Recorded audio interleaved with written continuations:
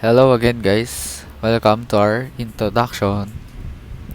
So, do you know this? What you see in your screen are apples. So, our trivia for today is about apples. Do you know that black apples exist? We tend to think of apples as being red. True, there are, of course, some popular green and yellow varieties. But did you know there are also black apples? They are called black diamond apples. They are found in Tibet and are from the Huanyu family of apples, also known as Chinese red delicious. Aside from the black outer color, actually an extremely dark shade of purple, these apples look like just other red delicious apples, down to the white flesh inside. So here's the example of a black apple. These are called diamond apples. Now let's get on to our agenda for today. For today, you will be able to learn how to prepare a speech. And you will know how to prepare a speech effectively. Knowing the importance of the topic, why is it important to prepare a speech? Now let's get right into it. Preparing and delivering a speech effectively. There are 10 steps in preparing a great speech. First of all is to know your audience. Whether you are presenting a paper or giving a speech, you need to analyze your audience first and foremost. Because it is easy to alienate an audience by not examining the characteristics of the group, what they know and what they want to know.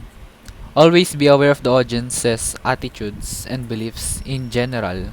Because not all of us have the same beliefs and not all of us have the same attitudes. Some are easily getting mad, some are easily getting irritated, some are good, some are bad. And towards you and the topic, you need to consider the age, socioeconomic status, and educational level. Like for example, if you are addressing a veteran group of administrators or a management topic, covering the basics of management would undoubtedly be boring and possibly insulting. There are numerous other factors crucial to analyzing an audience, but the time spent on this background check is necessary for the success of your presentation. Second is know the occasion. As you scrutinize the audience, think carefully about the occasion. Are you a keynote speaker or presenting a paper? Introducing a speaker or chairing a panel? Each situation is different and requires preparation tailored to the occasion. Occasion analysis includes looking at a room size, whether there are enough chairs for everyone. That affects the comfort level of the group, which in turn affects its response to your message. And you have to take note the arrangement of space. Does everyone see you? And the acoustics. There's nothing more exasperating than having a strain to hear a speaker. Be conscientious about time limits too. If you are allotted 15 minutes, then prepare your speech or presentation accordingly. Also, make sure your message matches the occasion. It would be inappropriate, for example, to speak about a serious topic in a happy event. So, knowing your occasion is important because whether is it you're in a funeral or you're in a birthday party, so knowing the occasion is important. Next up, select a topic. Selecting a topic can sometimes occur first, stemming from the audience and occasion, as in case of the paper being accepted for a conference. If you need to pick a topic, however, be sure it is one that is interesting to you. It is also a good idea to be a little more knowledgeable about the subject than your audience. But interest is crucial. If you do not have enthusiasm for the subject matter, neither will your audience. Next up is select a purpose. For this step, determine the general purpose of your speech or presentation. Are you informing, presenting, or entertaining? Beyond the general purpose, decide on a specific purpose. Focus on a certain purpose.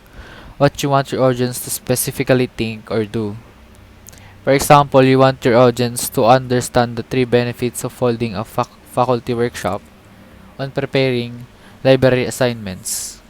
It is helpful that at this stage to write down the central idea or thesis statement of your talk as well.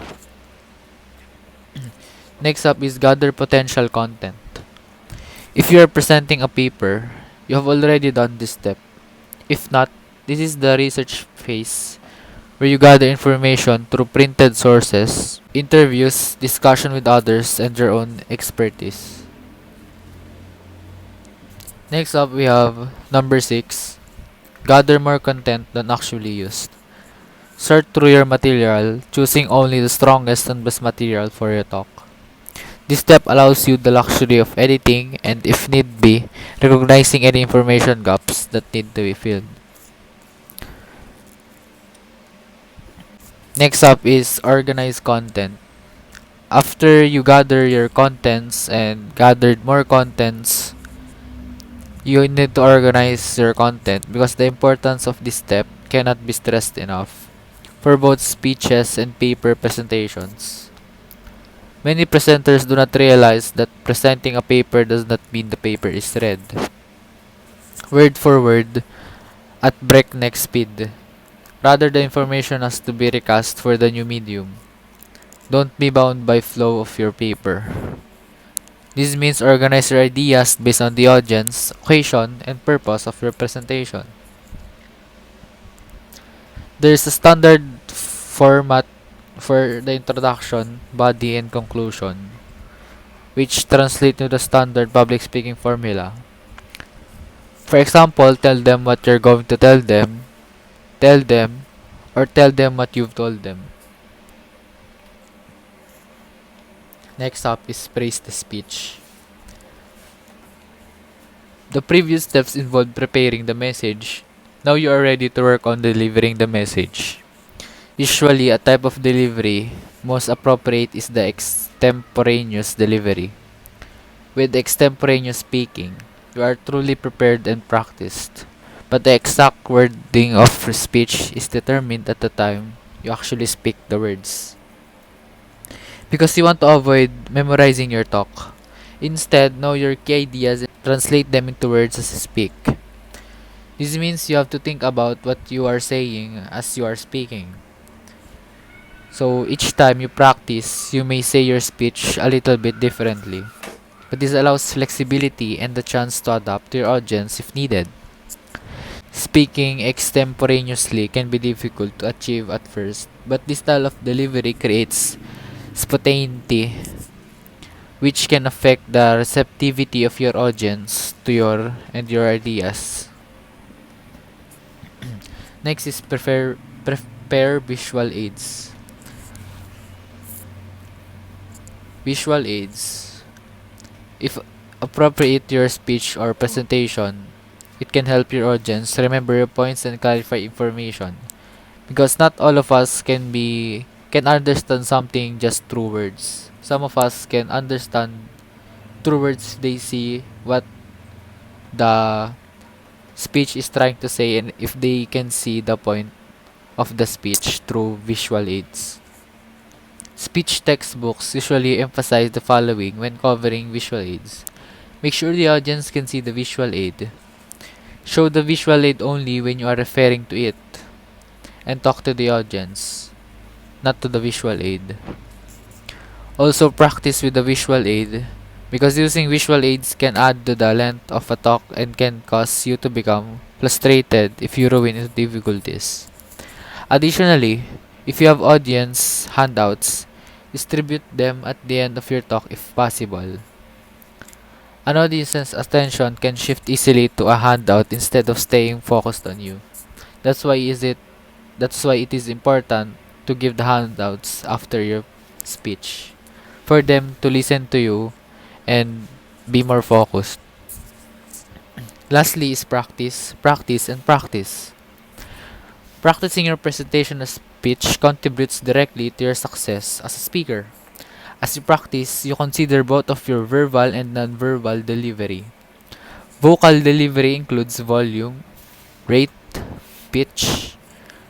Strive for vocal variety, which is the variation of these elements, the loudness and softness of your voice. the fastness and slowness. An expressive voice will engage an audience. A monotonous flat voice will lose one. Also, remember that nonverbal delivery carries as much weight as verbal. Eye contact with your audience is crucial, and this means actually looking at audience members.